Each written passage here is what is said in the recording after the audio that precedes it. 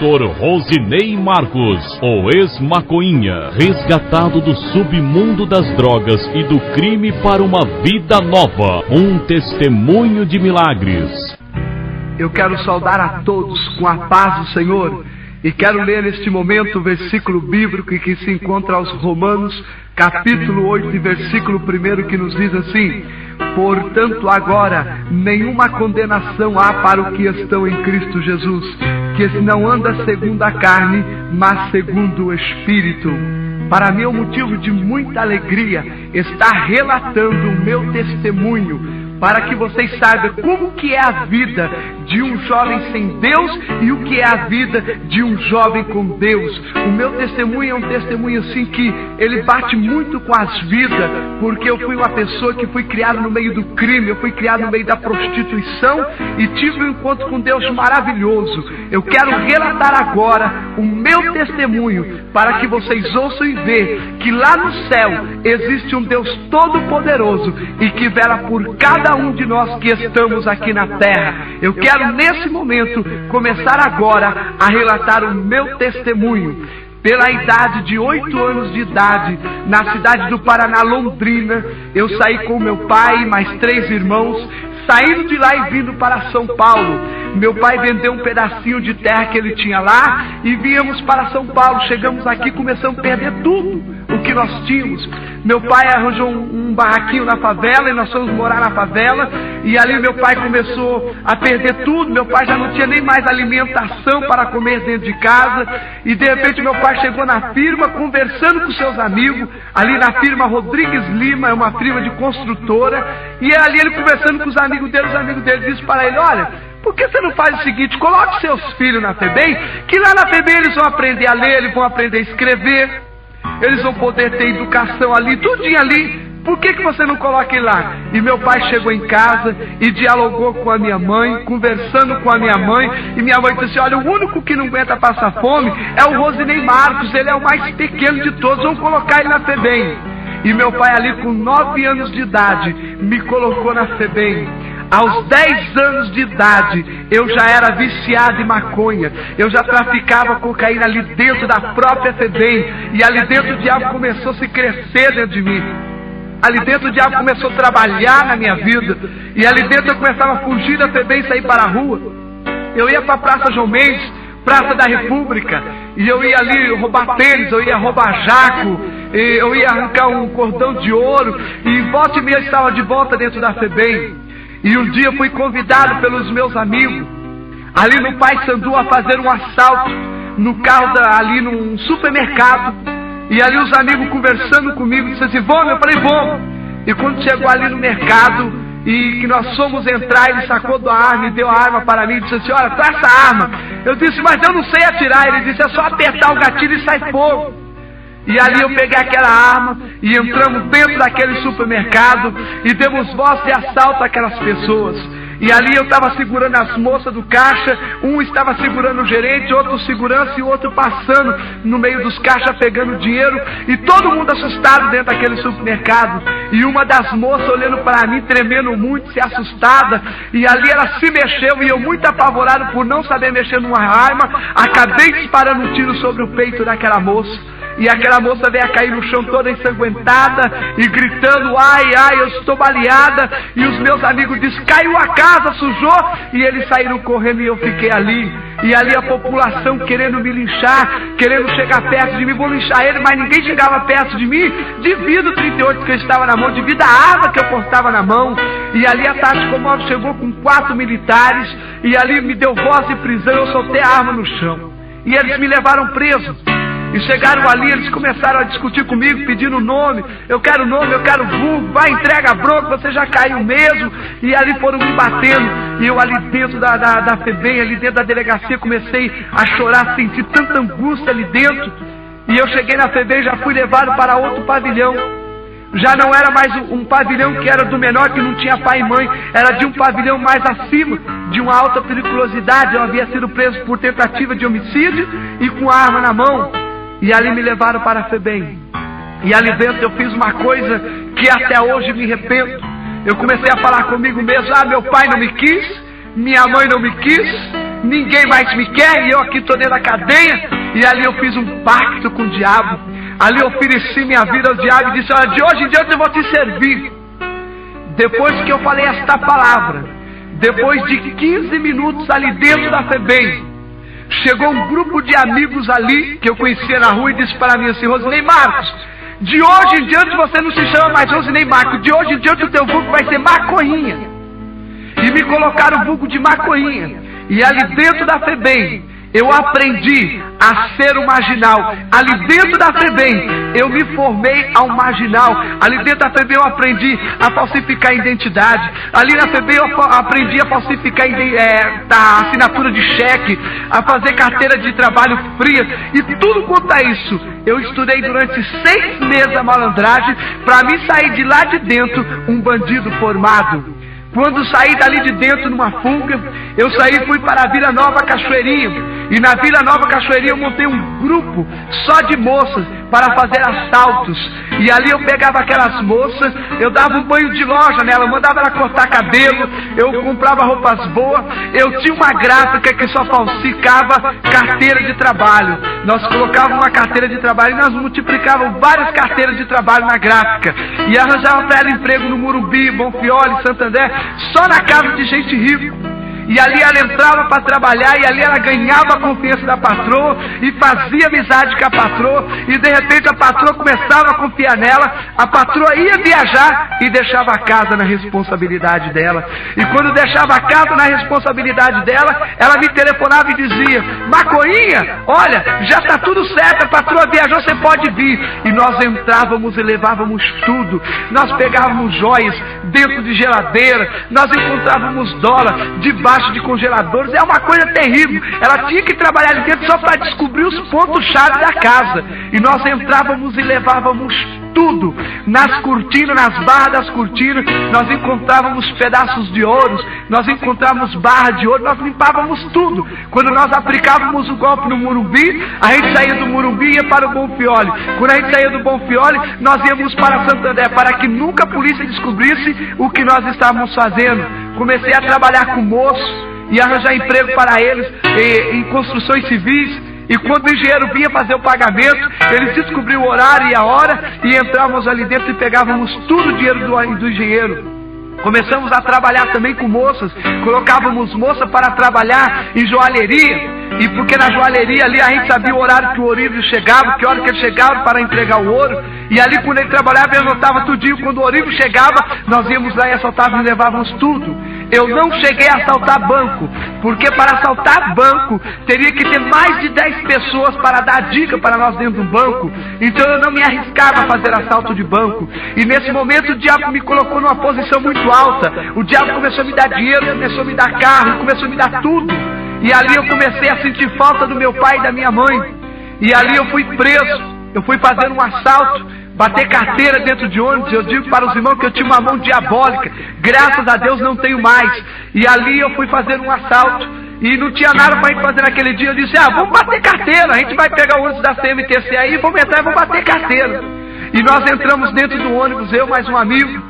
E ali tinha uma senhora para ser assaltada. E eu olhei para aquela senhora e comecei a dizer: não vou assaltar ela não. Eu olhei para o tiozinho, tinha um senhor de idade, eu vou assaltar o tiozinho. Mas eu olhei que ele era muito forte, eu estava sem um cobertor é sem uma arma. E eu falei assim: eu vou pegar, não vou assaltar ele não, eu vou pegar a tia mesmo. E coloquei uma gilete nas minhas mãos e bati na bolsa dela e abri a bolsa dela. E estava tirando todos os documentos dela. E aquele senhor que eu ia assaltar, ele era um militar, mas ele era um militar apaisano, ele estava ali sem farda. E quando ele viu aquilo, ele sacou da arma, colocou na minha cabeça. E ali, você está em cana. E eu gritando com ele, discutindo com ele, porque a lei dos direitos humanos me defendia o menor nessa época, como defende até hoje. E eu ali batalhando: não, porque você não pode gritar comigo, se eu for na presença do juiz, eu vou te encarqueirar. E ali chamaram a tática móvel, me levaram preso de volta para a FEBEM. Chegando na FEBEM, era a Dona Maria Bienal. Na FEBEM eu estava em casa, eu conhecia quase todo mundo, era todos cheiradores de cola. Quantas vezes nós não íamos comer comida de lixo? Quantas vezes o diabo nos dava tudo e de repente nós não tínhamos nada, nós íamos que ir para a porta de restaurante comer comida de lixo. É o que o diabo faz com o ser humano sem Deus. Quando a gente está sem Deus, é o que o diabo pega, ele pega e joga lá embaixo a gente, e depois ele sobe lá em cima. dizendo, ó, a semelhança de Deus jogada lá embaixo. Mas ele esquece que Jesus Cristo morreu na cruz do Calvário por nós. E ali o diabo fazendo tudo aquilo, eu conhecia a galera, que era chamada a galera do mal, e entrando ali dentro, a Dona Maria Bienal era presidente da FEBEM nessa época, e ela estava fazendo revista no presídio. E ali eu sabia que se eu pegasse aquela mulher, eu ia descobrir onde que o meu pai e minha mãe estavam morando. E quebrei uma colher e fiz uma faca para mim, alisando ela no chão. E quando a Dona Maria Bienal entrou dentro da FEBEM, eu grudei ela por ali e disse, a senhora está pega, e começamos a fazer uma rebelião dentro da FEBEM. E eu disse, Dona Maria Bienal, eu quero saber aonde que meu pai e minha mãe estão morando agora. E levou ela para a secretaria. Chegando na secretaria, ali todo mundo assustado, eu segurando ela como um refém, e os meus amigos já tudo ali, e nós tínhamos ali moleques de 12 a 13 anos, que são chamados pilotos de ladrão, que são moleques de 12 a 13 anos que são instruídos a fazer qualquer tipo de pilotagem. São meninos que são instruídos a sair de primeira, de segunda, da cavalo de pau. São moleques que nós treinamos para ser chamados pilotos de ladrão. E ali nós tínhamos aqueles meninos, e nós pegamos a Dona Maria Bienal, eu peguei os documentos aonde que provava que meu pai e minha mãe estavam morando. Meu pai e minha mãe estavam morando no município do Imbu, no Santa Teresa. Saímos dali fugindo, abandonamos a Dona Maria Bienal no Paissandu, e fugimos dali e fomos parar no município do Imbu. Quando cheguei ali no município do Imbu, que eu fui procurar onde que meu pai e minha mãe estavam morando, eu cheguei naquele lugar, naquele barraco, vi a minha mãe, vi os meus irmãos, e vi o meu pai naquela miséria, ele sem nada. E cheguei com meu pai e falei, pai, o senhor me colocou na FEBEM, e hoje eu estou trabalhando, eu estou numa firma boa, e eu tenho um dinheiro aí, eu vou pegar esse dinheiro e vou dar para o senhor. E ali fui até a Vila Nova Cachoeirinha, catei o dinheiro que estava comigo, catei uma quantia X, e entreguei na mão do meu pai, pensando que nós íamos sair daquela vida, daquela miséria. Mas foi tudo ao contrário. O diabo começou a lançar na minha mente, a sua mãe não vai poder trabalhar, o seu pai não vai poder trabalhar, quem vai dar emprego para a sua família? E o diabo lançou na minha mente, lança o seu pai, lança a sua mãe na vida do crime. E eu peguei, lancei minha mãe, lancei o meu pai na vida do crime, abandonei a minha quadrilha na Vila Nova Cachoeirinha e vim para aqui em São Paulo, ali no Imbu, e comecei a trabalhar com meus familiares. E agora comecei a sair de dentro do Brasil e ir para o Chile e Bolívia. E eu começava a sair do Chile e Bolívia a trazer a cocaína para dentro do Brasil. E comecei a passar a cocaína aqui dentro. E de repente comecei a lançar todos os meus familiares na vida do crime. Tudo que eu aprendi eu comecei a passar para eles. E dali a pouco começamos a ver, nós estávamos lá em cima. Nós morávamos no município do Imbu, e os meus vizinhos tudo olhavam para nós e diziam, nossa, que moços bonitos. Chegava para minha mãe e dizia, nossa, que moço bonito, que seus filhos são tão educados. Mal sabia eles que dentro da minha casa era verdadeiramente o diabo que reinava. Eu espanqueava minha mãe, eu espanqueava meu pai, eu dizia, você tem que viver debaixo do meu pé. E tudo que eu mandava eles fazer, eles tinham que fazer. Era verdadeiramente uma vida de aparência, porque dentro deles, dentro de nós, era uma vida diabólica, era uma vida sem paz, uma vida sem alegria. Nós não tínhamos comunicação, era um agredindo o outro. Eu agredindo meu pai me agredindo. Surgiu um convite, vamos fazer um assalto no carro da Souza Cruz. E eu disse para o meu irmão, ele tem o nome de vulgo, Diabo Loiro. E eu disse, ó, Diabo Loiro, eu não vou nesse assalto não, porque deve ter algum investigador, deve ter algum militar, e se eu for e a casa cair, você sabe que quem mexe com cocaína, a Polícia Federal entra, e não vai dar certo não. E ali meu pai conversando, dialogando, eu falei, eu não vou nesse assalto. Mas o meu irmão, por nome de vulgo, Diabo Loiro, disse, eu vou. E ele foi nesse assalto. E quando ele chegou nesse assalto, que eles pegaram o carro forte da Souza Cruz, que eles pegaram ali aquele dinheiro, que eles abriram o carro, era o triplo do dinheiro que tinha lá dentro. E a raiz da amargura agora, que era o dinheiro, começou a reinar dentro daqueles corações. Meu irmão pegou, alugou um carro aqui e foi embora para o Rio de Janeiro. E agora a quadrilha começou um se levantar contra o outro. O diabo colocou a gente lá em cima, e agora ele estava puxando o nosso tapete. Nós tínhamos tudo, e começou agora nós se encontrar, eu e os meus amigos. É o seguinte, se você não dividir o dinheiro, nós vamos sentar o dedo em você, nós vamos armar a boca de laje para você, nós vamos te derrubar. E era uma gíria, e era uma conversa diabólica. E eu e o Fernando e o Luiz, nós éramos 3 amigos, e nós fomos jogar snook no bar. E chegando ali no bar, eu estava ali dentro do bar, quando eu peguei o taco para jogar snook, o meu amigo, o Serginho, Era um amigo que sempre ia comigo em qualquer tipo de assalto, porque se a polícia me prendesse, ali eles poderiam fazer alguma coisa, ali ele poderia avisar meu pai, ele poderia avisar minha mãe. E naquele momento, aí eu estava dentro do bar, o Serginho chegou e disse para mim: Macoinha, sai para fora que eu quero trocar ideia com você. Eu olhei para o Luiz e olhei para o Fernando, e num simples toque de abrir o meu jaco, eu estava dizendo para os meus amigos: olha, eu vou atirar no cara e vou sair correndo. E nesse momento, eu comecei a sair devagar de dentro do bar, e com uma arma na cintura. Ali eu peguei, quando enfiei a mão dentro do jaco para sacar a arma, para atirar nele, ele mais prudente do que eu sacou da arma e deu um tiro nas minhas costas. E eu comecei a gritar: Luiz e Fernando, socorro, estou baleado. E ali começou a se travar um tiroteio, e eu disse para ele: olha, eles estão em 2 e nós em 3, vamos defablar eles 2 agora, detona eles. E começou a se travar um tiroteio. Mas para minha surpresa, do lado do bar que estava vendo aquele tiroteio tinha um Opala, com mais 5 amigos meus, amigo que roubava comigo, amigo que traficava comigo, amigo que cheirava comigo, amigo que dormia e comia na minha casa, estava ali agora, também para dar fim na minha vida. Foi uma coisa tão diabólica que aconteceu naquele dia. Quando eu olhei para o Luiz, ele já tinha levado um tiro de calibre 12, e ele caiu morto no chão. O tiro pegou na sua cabeça que até os seus olhos saltaram para fora. O Fernando já tinha levado mais de 6 tiros, já estava com o corpo perfurado de bala e caído no chão em angústia. E ele gemia, e o único jeito era eu pular o muro e fugir dali. E quando eu pulei o muro, que eu entrei dentro de uma casa, que eu bati no trinco da porta para fugir, ali aquela porta estava trancada, eu já não tinha mais força, estava todo fraco. Aqueles meus amigos começaram a me cercar. E ali o Serginho chegando perto de mim, ele foi chegando cada vez mais perto de mim e disse para mim: Macoinha, até aqui você reinou, de agora em diante você não reina mais. Segundo os médicos, foram disparados 25 tiros sobre o meu corpo. E os tiros que foram pegando, um tiro pegou na minha garganta e a bala está alojada na minha cabeça. Ali naquele momento algo sobrenatural começou a acontecer com a minha vida.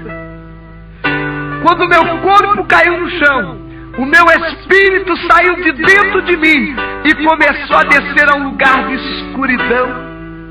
Naquele momento que o meu espírito saiu de dentro do meu corpo e que começou a descer a um lugar de escuridão, eu comecei a lembrar em tudo que tinha acontecido comigo e o que estava acontecendo. Mas naquele momento, ninguém poderia mais fazer nada por mim.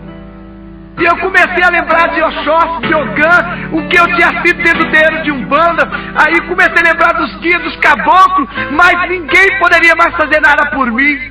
E eu comecei a descer naquele lugar de escuridão, tremendo aquela agonia. E eu cheguei perto do Luiz e do Fernando. E ali naquela agonia, e naquele momento o meu pai correu para o hospital. Chegou no hospital, o médico disse: olha, o seu filho entrou em óbito e ele já está morto, e o corpo dele já foi levado para o Instituto Médico Legal, no Hospital das Clínicas. Meu pai saiu e correu para o Hospital das Clínicas, chegou no Instituto Médico Legal, conversando com o médico legista e dialogando com o médico legista. O médico legista falou: o seu filho está aqui, eu vou mostrar o corpo do senhor para ele, mas o senhor não se assusta não. E entraram ali dentro e o médico pegou e mostrou meu corpo. Meu pai nem reconheceu como que estava o meu corpo, todo perfurado de bala. Meu pai chegou para o médico e disse: doutor, eu preciso fazer a autópsia do meu filho hoje ainda.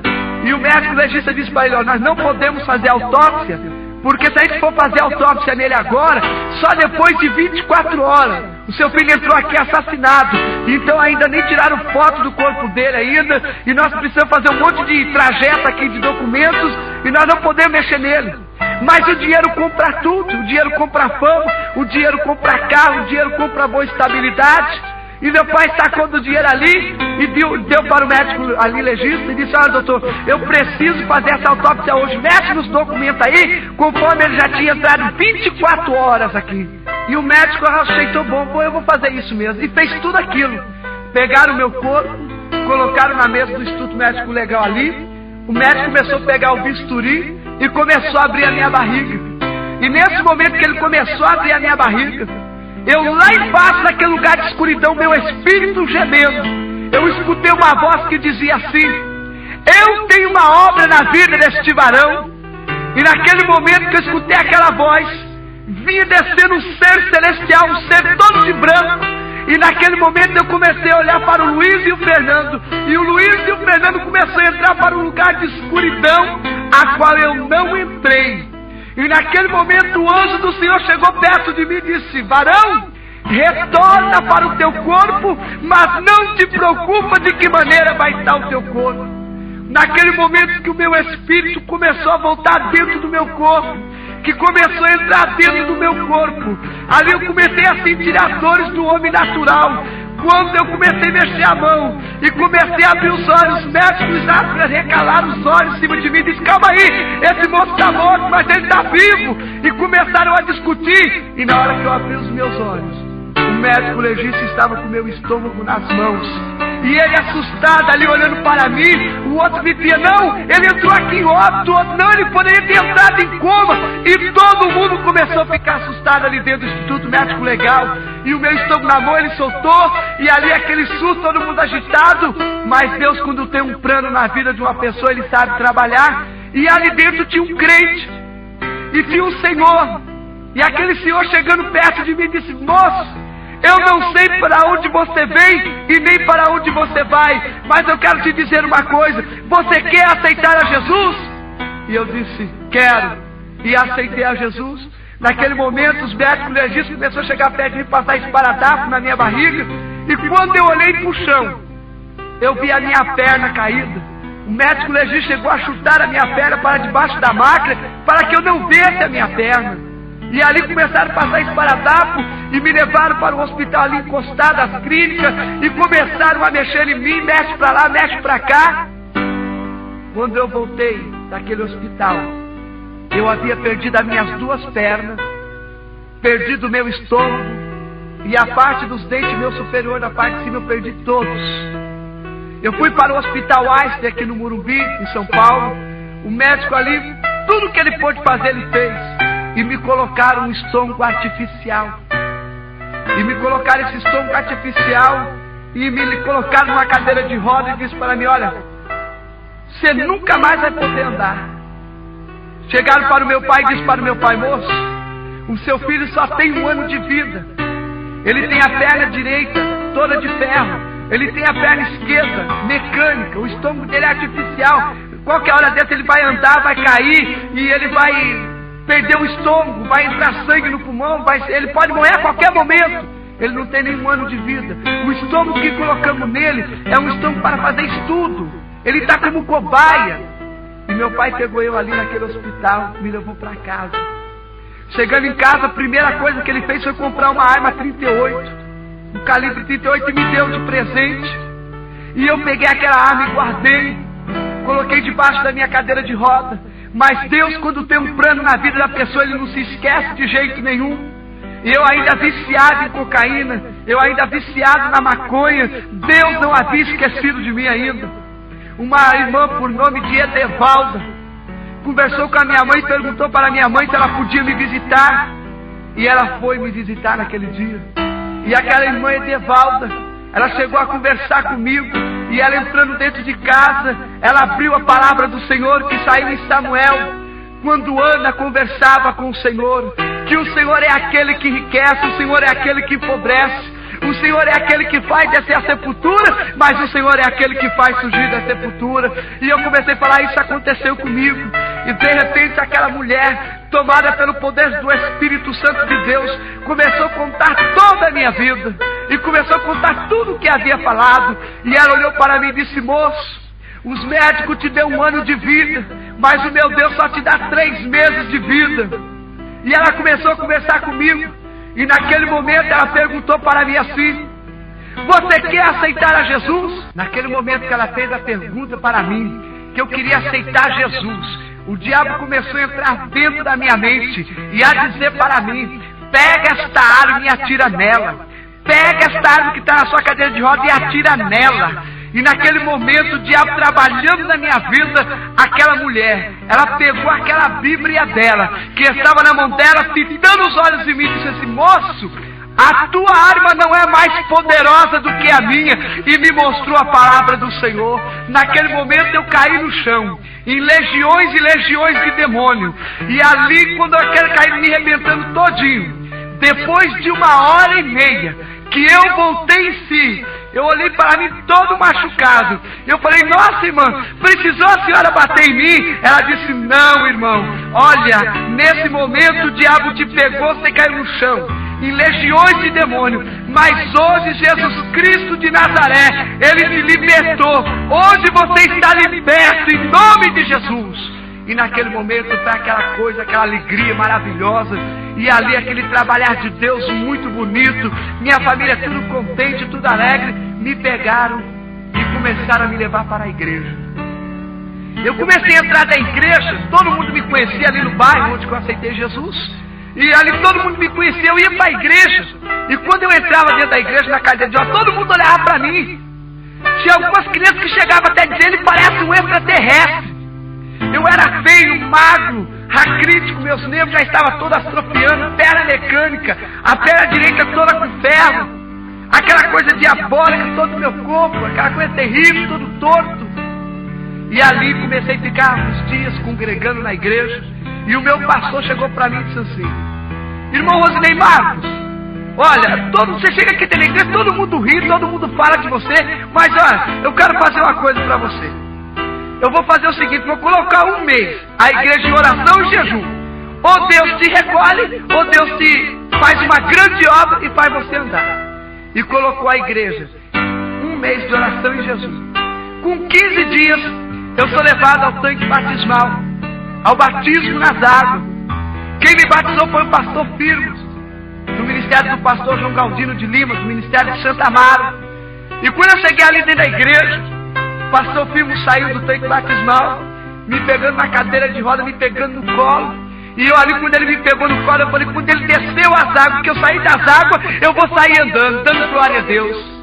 E o pastor ali desceu, pegou eu no colo, me levou no tanque batismal. E quando ele me desceu, e quando ele me subiu ali, que ele me batizou, que ele me trouxe, não aconteceu nada. E eu fiquei triste. Eu falei: mas Senhor, eu sabia que quando eu saísse do tanque batismal, eu ia sair andando. E o Senhor naquele momento falou comigo: o teu tempo não é o meu tempo, a tua hora não é a minha hora, o teu segundo não é o meu segundo. Aquietai-vos e sabei-vos que eu sou Deus. Aquietei naquele momento com aquela palavra que veio de consolo a mim. Cheguei dentro de casa, na cadeira de roda, triste, aflito. A irmã do círculo de oração chegou na minha casa: irmão Rosinei Marcos, dá para você ir no círculo de oração? Eu digo: vou. Se alguém vir me buscar, eu vou no círculo de oração. E a irmã chegou ali, junto com outro irmão, me pegaram e me levaram para a igreja, no círculo de oração. Naquele momento que eu chegava no círculo de oração, que colocaram a minha cadeira de roda dentro do círculo de oração, Deus tomou uma irmã em profecia, e ela começou a falar em língua estranha, e de repente Deus começou a usar aquela irmã, e aquela irmã me transmitia um recado e dizia para mim assim: varão, te trouxe hoje aqui para que tu saiba que eu sou Deus. Vou eu te tirar desta cadeira de roda, vou eu fazer uma grande obra na tua vida, mas vou eu pedir para tu fazer algo para mim, e tu vai dizer assim: não vou fazer, mas querendo ou não, tu irás fazer. E cessou-se a profecia. Eu não sabia o que era profecia, eu não conhecia o que era profecia, mas naquele momento eu sentia Deus falando comigo. Naquele momento, colocaram mais para dentro a minha cadeira de roda, e ali aquele ciclo de oração, uma movimentação do Espírito Santo, a coisa mais linda, mais gloriosa. E de repente, igual lá na porta da Formosa, não tenho prata, não tenho ouro, mas o que tenho te dou, em nome de Jesus Cristo, levanta e anda. Levantou 2 irmãs cheias do Espírito Santo, e aquelas irmãs cheias do Espírito Santo, uma ficou do lado e uma ficou do outro, e uma profetizava: meu servo, levanta e anda. Eu dizia: eu não, se eu levantar daqui o meu estômago vai estourar, minha perna mecânica vai cair, não. E ali a irmã profetizando, dizendo: meu servo, levanta e anda. Eu dizia: não vou levantar e vou andar não. Se eu levantar e andar eu caio. Não, eu vou cair. Eu não tenho as minhas pernas, meu estômago vai estourar. E naquele momento, aquela irmã saiu de lá, daquele banco dela. Ela chegou perto de mim, olhando para mim, olho no meu olho. E ela dizia para mim assim: jovem, não sou eu que estou te mandando andar, mas é o Espírito Santo de Deus. Levanta e anda em nome de Jesus. Eu comecei a levantar naquela cadeira de roda. Aí eu comecei a andar. E eu comecei: glória a Deus, aleluia, glória a Deus, aleluia. E comecei a andar. E naquele momento eu recebi o batismo com o Espírito Santo. E comecei a falar em outras línguas. O círculo de oração, que ia acabar cedo, ele foi acabar logo mais depois de 4 horas da tarde. E a movimentação do Espírito Santo era grande. Eu andando, perna mecânica, nunca fiz fisioterapia para andar de perna mecânica. Eu nunca fiz fisioterapia para andar com a minha perna, que ela tem platina e tem ferro. E eu comecei a andar, o meu estômago, tudo que eu comia era comida batido no liquidificador. E ali aquele estômago eu comecei a sentir tudo normal. As forças, aquela coisa linda que começou a acontecer comigo. Acabou o culto, eu fui para a minha casa. Quando eu cheguei na minha casa, andando, meu pai rindo, minha mãe rindo, todo mundo alegre, todo mundo contente, a coisa mais maravilhosa. 2 anos dentro da igreja, trabalhando para o Senhor, indo de um canto para o outro. Com 2 anos que eu estava dentro da igreja, eu estava cantando no grupo de mocidade. Deus usou uma irmã e disse: meu servo, é chegada a hora de tu se entregar à lei dos homens. Tu deve a lei dos homens, tu tem que se entregar. E eu comecei a dizer: eu não, eu fui criado dentro da FEBEM, eu fui criado ali, como que eu vou poder me entregar? Eu não vou me entregar de jeito nenhum. E não me entreguei. O Senhor usou o segundo vaso: meu servo, é necessário que tu se entregue à lei dos homens. Eu disse: não me entrego de jeito nenhum. Começou a falar a 3ª vez e disse para mim: meu servo, é necessário que tu se entregue à lei dos homens. Eu disse: não. Corri até o meu pastor e conversei com o meu pastor: pastor, não dá mais. Eu chego na igreja, todo mundo fica profetizando que eu tenho que me entregar à justiça dos homens. Eu não vou me entregar à justiça dos homens de jeito nenhum. E se Deus usar mais um vaso, eu vou acabar batendo no vaso. Irmão, eu não vou suportar mais. Se Deus usar mais um vaso, eu vou sentar a mão no vaso. Meu pastor disse para mim: não, se você fizer isso, eu vou te disciplinar, eu vou te excluir da igreja. Você não pode bater no vaso. Deixa Deus falar. E eu falei: não, Deus, não aceito mais. E fui pregar no culto de crianças. Era um culto de criança e eu fui convidado a pregar nesse culto. E quando foi me passada a oportunidade, que eu cheguei no púlpito, que eu saudei a igreja com a paz do Senhor, ali quando eu comecei a querer ministrar a palavra do Senhor, Deus usou uma criança de 6 para 7 anos de idade. E aquela criança começou a falar em língua estranha. E ela veio em direção ao altar, ao púlpito. E Deus começou a usar aquela irmã, aquela criancinha pequena. E aquela criança começou a pular, começou a glorificar o nome do Senhor. Deus tomou a boca dela em profecia e disse para mim: jovem, tu não disse que ia bater no 4º vaso? Bata neste vaso agora. Naquele momento eu comecei a baixar a minha cabeça, a curvar e a chorar. E ela dizia: oxe, se entrega à lei dos homens ou tu vai descer à sepultura. Naquele momento, o meu pastor bateu nas minhas costas e disse: Rosinei Marcos, vamos para a delegacia. E eu não podia contar para o meu pai que eu estava indo para a delegacia, porque se meu pai soubesse disso, ia dar problema sério, problema grande, e ia dar muito problema. E eu não podia contar para o meu pai que eu estava indo para a delegacia. Mas ouvindo a voz de Deus, eu fui. E chegando na delegacia, conversando com o delegado ali, conversando, perguntou meu nome. Eu disse: meu nome é Rosinei Marcos. Ele perguntou o que havia feito, eu comecei a contar. Ele perguntou: você tinha algum vulgo? Eu falei: tinha. Qual era o seu vulgo? Meu vulgo era maconhinha. Eu tinha 2 vulgos, maconhinha e perninha. E ali ele começou: calma aí, mas o maconhinha morreu. Eu disse: olha, o maconhinha morreu, mas o Rosinei Marcos ressuscitou com Cristo. Na hora que eu disse aquela palavra, aquele delegado, ele ficou irado com aquela palavra, chamou 2 militares na cela, me algemaram e me levaram preso. E eu fui levado para a cadeia. Cheguei na cadeia, comecei a chorar. Deus usou uma irmã em profecia, disse assim para mim: meu servo, eu tenho um plano contigo dentro da cadeia somente de 1 ano. Eu quero você dentro da cadeia somente 1 ano. Eu fui levado para a Praça João Mendes, e ali perante o fórum, perante um juiz e um júri popular, me condenaram a 3 anos e 8 meses de cadeia. E eu comecei a lutar: mas Senhor, tu disse 1 ano, e agora eu sou condenado a 3 anos e 8 meses, eu não aceito isso, não aceito de jeito nenhum. E comecei a não aceitar, e fui levado para a casa de detenção no Pavilhão 9, aqui em Santana. E quando eu entrei no Pavilhão 9, eu já não era mais o velho homem, eu era um novo homem. E ali os presos já começaram a me bater, a me espanquear, não poderia ser mais o velho homem. Quando eu ia assim, o Espírito Santo cantava: porventura é esse o velho homem ou o novo homem? E por eu pregar o evangelho ali dentro, aquele povo ficar virado comigo, e 2 militares ali, não suportando a minha presença, não suportando o que eu falava, eles pegaram, me algemaram e me levaram lá para baixo. Chegaram dentro de uma cela, me algemaram, e perguntaram para mim: qual é o dedo que você mais atirava? Eu disse: eu tirava com os 2, eu tirava tanto com a mão direita como com a esquerda. E ali ele pegando um alicate, ele disse assim: olha, eu vou arrancar essas 2 unhas para você saber o que é dar um tiro numa pessoa. E começou a falar tantas coisas, e eu comecei a me assustar e a gritar: Senhor, ele vai arrancar minha unha, e agora? E quando ele pegou o alicate para arrancar minha unha, o Espírito Santo de Deus disse para mim: tu não vai sentir dor nenhuma.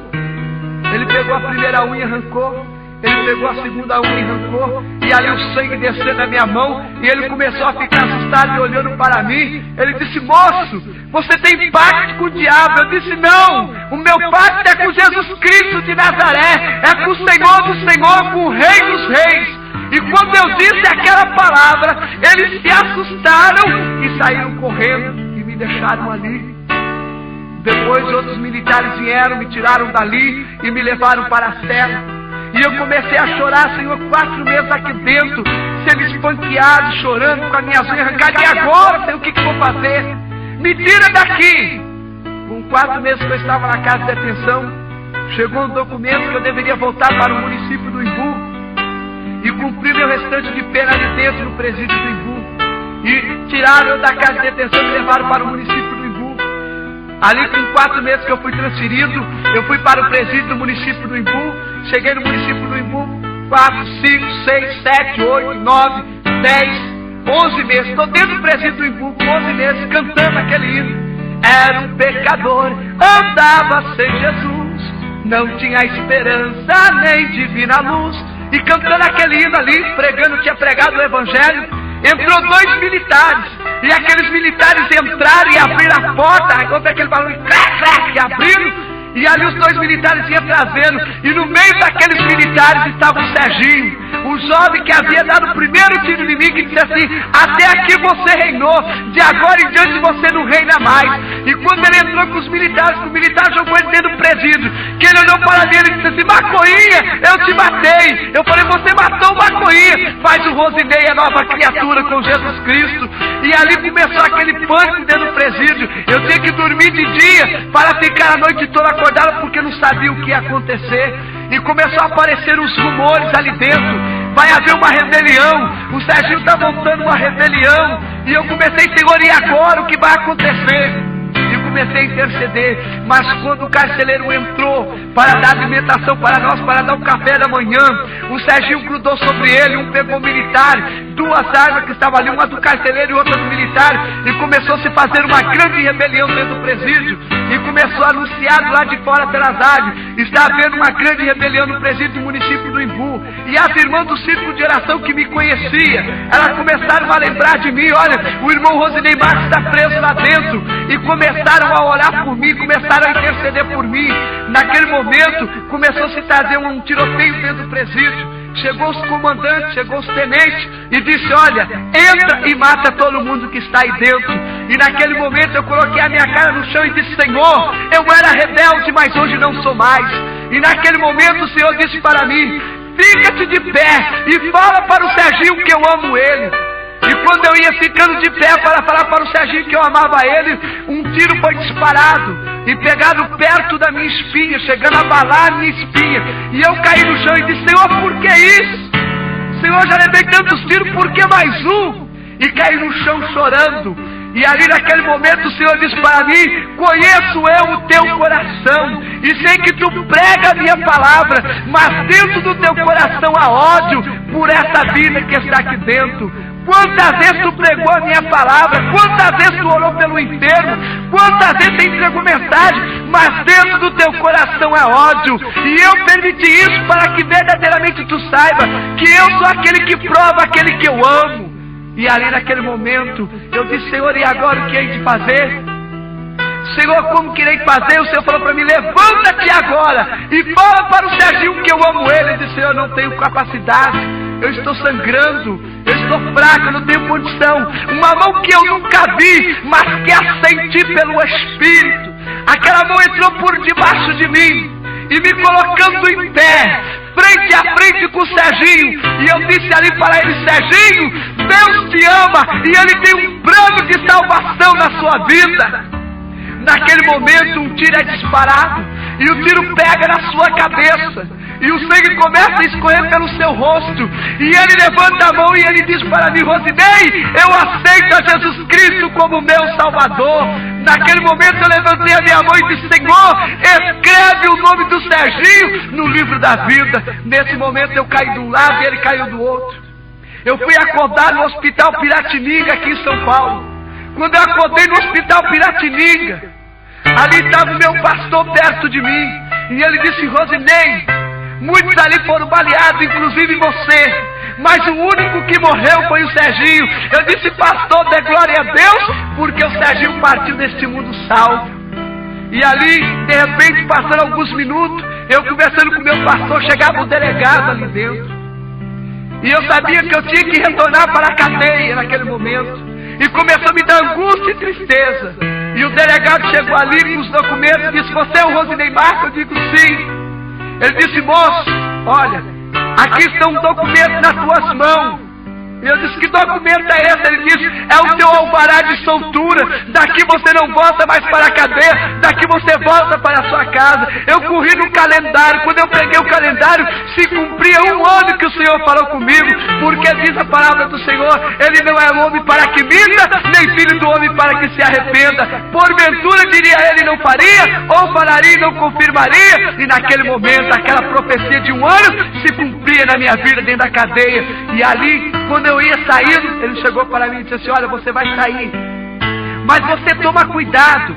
Toda a família do Serginho está pensando que foi você que matou ele dentro da cadeia. E quando você sair daqui, o pessoal vai te pegar. Vai por interior, some daqui de São Paulo por uns tempos. Eu disse: não, doutor, o mesmo Deus que me livrou dentro da cadeia, Ele vai me livrar lá fora também. E comecei a congregar. E eu estava congregando na igreja. Com 15 dias que eu já estava dentro da igreja, chegou uma irmã e disse para mim assim: você é o Rosinei Marcos? Você é o maconhinha que estava preso na cadeia do município do Imbu? Eu disse que sou. Ela disse: olha, eu vou te falar algo, mas você não se assusta. Eu disse: pode ser. Ela disse: olha, eu sou a mãe do Serginho, aquele rapaz que morreu dentro da cadeia. Eu levei um choque e disse: Senhor, me dê sabedoria para falar com essa mulher. E ali ela contando aquele caso para mim, ela perguntou: Marcos, olha, eu estava na minha casa e eu, quando subi da rebelião, juntei um grupo de irmãs e fui orar. E quando nós estávamos orando, Deus usou uma irmã. E Deus usando aquela irmã disse para mim assim: minha serva, eu vou salvar o teu filho. Mas eu não acreditei na profecia, porque seria difícil alguém lá dentro da cadeia pregar o evangelho para o meu filho. E eu queria perguntar para você, irmão Rosinei, aconteceu alguma coisa com meu filho antes dele morrer? Eu disse: irmã, glorifique o nome do Senhor e crê, porque na partida dele foi eu que pedi para o Senhor escrever o nome dele no livro da vida. E ela me abraçando e conversando comigo, nós já não falávamos mais o português, nós começamos a ser renovados e a falarmos em língua estranha. Hoje, graças a Deus, sou um jovem liberto das grades. Cumpri o meu ano de pena, 3 anos e 8 meses. Eu paguei 1 ano à justiça e 2 anos e 8 meses eu tirei por liberdade. E eu fiquei todo mês indo na justiça e pagando. Hoje, em 95, eu já não devo mais nada à justiça nesse país. Hoje, graças a Deus, sou um jovem livre. E eu quero dizer para você que através desse testemunho, há um Deus no céu todo-poderoso, que Ele pega as coisas desprezíveis desse mundo e faz dele um representante do céu. Eu não sei de que maneira você se encontra, eu não sei o seu problema, mas eu quero te dizer uma coisa: ainda há vida, enquanto há vida há a solução, e a solução está em Jesus Cristo de Nazaré. Eu quero deixar um hino para a sua meditação, que vai ser tocado dentro de poucos instantes, que você vai ouvir. Mas eu quero te dizer uma coisa: hoje eu tenho as minhas duas pernas mecânicas, e hoje eu ando para a honra e a glória do nome do Senhor. Eu tenho meu estômago artificial, eu tenho a maioria dos meus dentes, são dentes implantados. Eu era a pessoa mais desprezível, e hoje eu sou o representante do céu. Hoje eu sou o ministro da palavra do Senhor. Então eu te digo aonde você está: ainda há solução para o teu problema na face desta terra. E que o Senhor Jesus Cristo te abençoe, e que um dia a salvação possa chegar até a sua casa.